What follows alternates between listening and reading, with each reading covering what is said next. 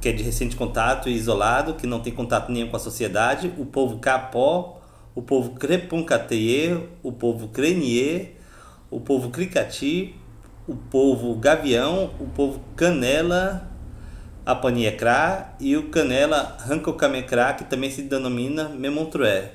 E ainda temos mais 2 povos, né, que estão sendo feitos estudos para questão de definição de territórios, que são o povo Gamela e o povo Tremembé. No Maranhão, uma das primeiras pessoas a se vacinar foi Fabiana Guajajara. No mês de janeiro, em um ato simbólico, a líder indígena recebeu em São Luís o tão desejado imunizante. Hoje, ela continua defendendo a vacinação como principal ferramenta de combate à pandemia. Continuamos a nos proteger, claro, com nossos remédios tradicionais, com nossas orações, nossos cantos de proteção, e permanecemos nas aldeias, né? A vacinação está sendo realizada respeitando todos os protocolos, né, de segurança e a aceitação, claro, das comunidades que já estão entendendo a importância da vacinação e aceitando gradativamente, claro. Eu vou te buscar, pois meu desejo é te adorar. E o Brasil, lamentavelmente, passou da marca de 370 mil mortes em decorrência de complicações da Covid-19. E o que tem chamado a atenção recentemente é o número de óbitos relacionado às pessoas mais jovens. Um lutador de jiu-jitsu de 37 anos, acostumado a vitórias no tatame, mas que perdeu a luta contra a Covid-19. Muito querido pela família e amigos, Paulo também se preocupava com o próximo e viu no esporte uma forma de desenvolver projetos sociais. Esse projeto, ele tinha o cunho social, tinha o cunho de fazer o bem para as pessoas. E é uma coisa marcante que ficou gravado em nossos corações, em nossas mentes, é esse jeito maravilhoso do Paulo ser. O poeta caxiense Carvalho Júnior, de 35 anos, que fazia parte da Academia Caxiense de Letras e tão bem usava as palavras para falar da vida e dos amores, foi silenciado pelo novo coronavírus. A amiga Silvana descreve tão bem o colega poeta. O rio corre triste, ele é só lágrimas. A dor de tão cheia transbordou. A palavra alada está calada, a fogueira apagada. Seus versos agora acendem auroras a 4 mãos, você e Deus. Esses são alguns exemplos de pessoas entre 30 e 49 anos que foram a óbito por causa da doença. O que vem chamando a atenção é o crescimento exorbitante do número de casos em comparação ao mesmo período em 2020. De acordo com os dados da Secretaria de Estado da Saúde, no ano passado foram registradas 29 mortes de pessoas entre 30 e 39 anos e 24 de pessoas entre 40 e 49 anos. O levantamento feito em abril deste ano aponta 224 óbitos de pessoas entre 30 e 39 anos e 408 pessoas entre 40 e 49 anos morreram por causa do novo coronavírus. De acordo com os dados da Fiocruz, houve um aumento de contaminação de cerca de 500% de pessoas entre 30 e 59 anos.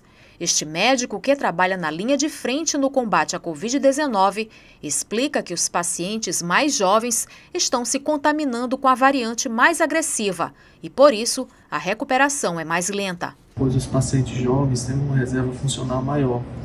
E eles ao demandar um leito de UTI, eles permanecem por mais tempo internados. Isso compromete as taxas de ocupação dessas UTIs, fazendo com que por mais tempo o leito fique ocupado, havendo menor disponibilidade de leitos para as unidades de emergência.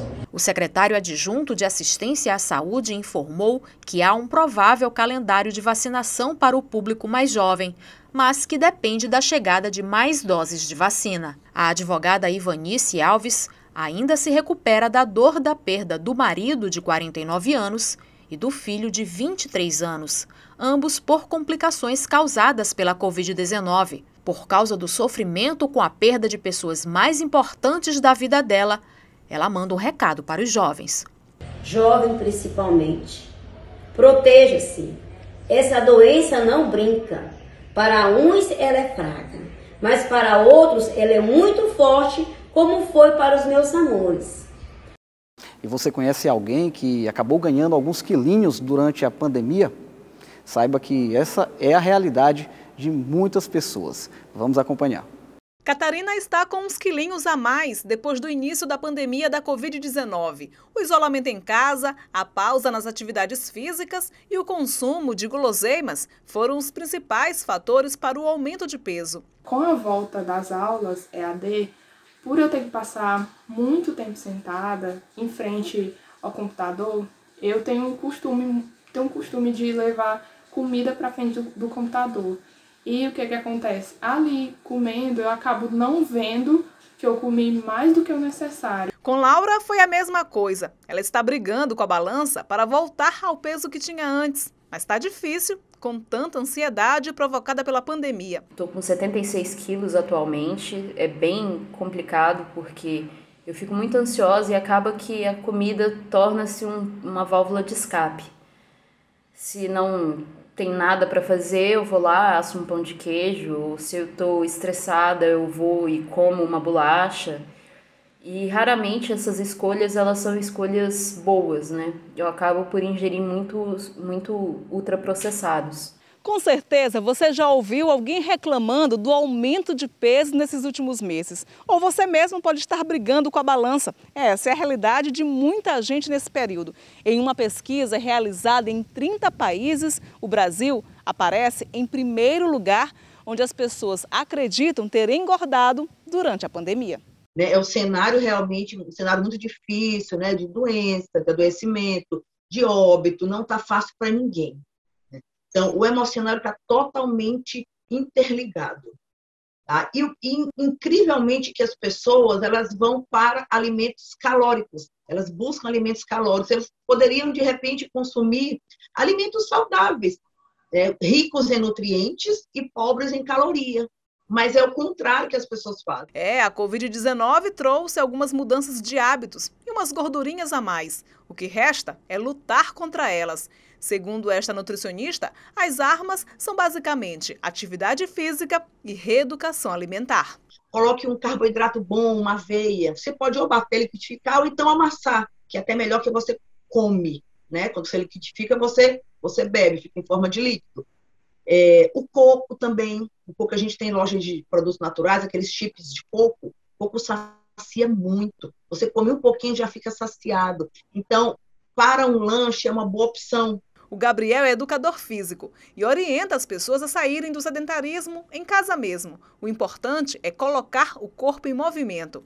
O que vai interessar não vai ser a quantidade de carga, não vai ser estar numa academia, vai ser movimentar o corpo de maneira que seu corpo ele fadiga, ele chega à exaustão. Por exemplo, se eu tenho um saco de arroz de 5 quilos, ou se eu tenho uma lata de leite, uma lata de refrigerante PET, dá tranquilo para treinar. Sabe, você vai conseguir fazer um agachamento, você vai conseguir fazer um desenvolvimento. Então, dá tranquilo para treinar, você só precisa da orientação correta. Laura sabe que precisa se movimentar para perder os 4 quilos que ganhou. Está retornando aos hábitos saudáveis. Eu tenho tentado me exercitar mais para ver se eu perco os quilos que eu estou acima do peso e para ver se eu consigo melhorar minha qualidade de vida e diminuir o estresse relacionado à pandemia, descontando nas endorfinas do exercício. E o Informe Alema desta segunda-feira fica por aqui. A gente se encontra durante a programação.